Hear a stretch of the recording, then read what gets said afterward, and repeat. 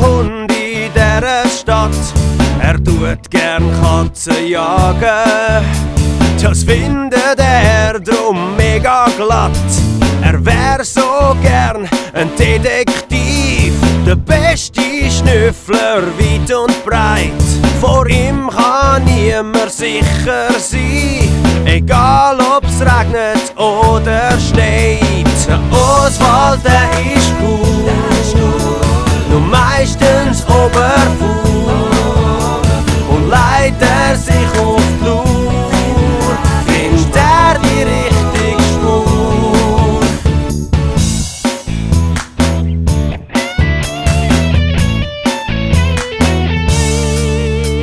Er schleicht auf allen Vieren, der Ganoven hintendrein.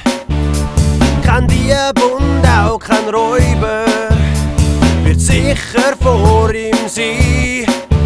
Auf der Suche nach den Täter ist er nicht allein. Mit der Hilfe von seinen Freunden stellt er jedem Strolch ein Bein. Der Oswald, der ist gut, nur meistens oberfaul und leitet er sich auf die Lur, findet er die richtige Spur.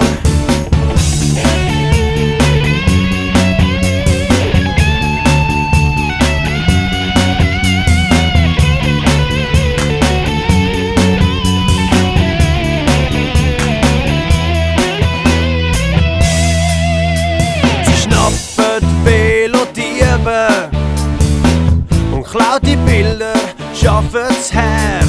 Aug um Aug, Tag um Tag, kein Fall ist ihnen zu schwer. Der Oswald, der ist gut, nur meistens oberfaul und leitet er sich auf die Lur, findet er die richtige Spur.